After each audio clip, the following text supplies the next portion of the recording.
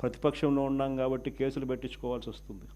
కేసులు పెట్టించుకునేటప్పుడు మీకు అండగా తోడుగా కేసులు పెట్టించుకున్నా పర్వాలేదు, ఈ రకంగా కేసులు పెట్టినా కూడా ఈ రకంగా దాన్ని మనం మెనూవర్ చేయొచ్చు, ఈ రకంగా వ్యవస్థలన్నీ మనకు తోడుగా ఉంటాయి, పార్టీ ఈ రకంగా మీకు అండగా ఉంటుంది అని భరోసా ఇచ్చేందుకు యంగ్ ఎమ్మెల్యేలను వర్కింగ్ ప్రెసిడెంట్గా కూడా తీసుకొచ్చే కార్యక్రమం చేస్తూ ఉన్నాం. సిద్ధార్థ్ కూడా ఒక జోన్కు అదే మాదిరిగా వర్కింగ్ ప్రెసిడెంట్గా ఉంటాడు. సిమిలర్లీ ఈస్ట్ వెస్ట్కు, ఉత్తరాంధ్రకు, కృష్ణా గుంటూరుకు ఈ రకమైన జోన్లకన్నిటికీ కూడా వర్కింగ్ ప్రెసిడెంట్లుగా యంగ్ ఎమ్మెల్యేలను కంటెస్ట్ చేసిన వాళ్ళను కూడా తీసుకొచ్చే కార్యక్రమం చేస్తూ ఉన్నాం. ఆర్గనైజేషన్ పరంగా యూత్ కానీ, మహిళ కానీ, స్టూడెంట్ కానీ, రైతు కానీ ఈ 4 చాలా బలంగా ఉండాలి. తర్వాత ఎస్సీ ఆర్గనైజేషను, ఎస్టీ ఆర్గనైజేషను, బీసీల ఆర్గనైజేషన్, ఇవన్నీ కూడా ఇవే స్థాయిలో ఇంతే బలంగా తయారు కావాలి.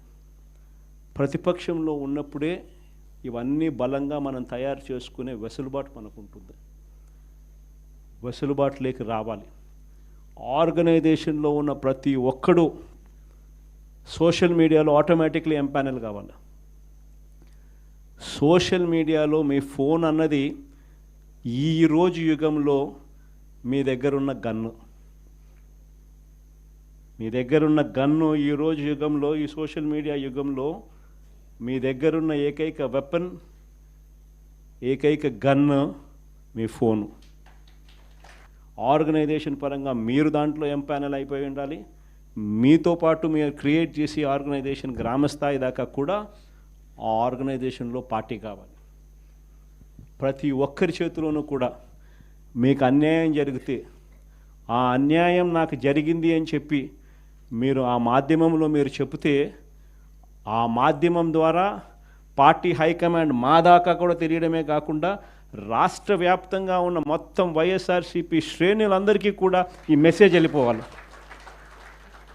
ఎవరికి ఎక్కడ ఏ అన్యాయం జరిగినా కూడా మొత్తం పార్టీ తనకు తోడుగా నిలబడే కార్యక్రమం జరగాలి. ఇది విజన్. నా జిల్లా ప్రోగ్రాములు కూడా మళ్ళీ ఉంటాయి. నా ప్రోగ్రాంతో పాటు చివరిలో నా పాదయాత్ర కూడా ఎట్టగో జరుగుతుంది.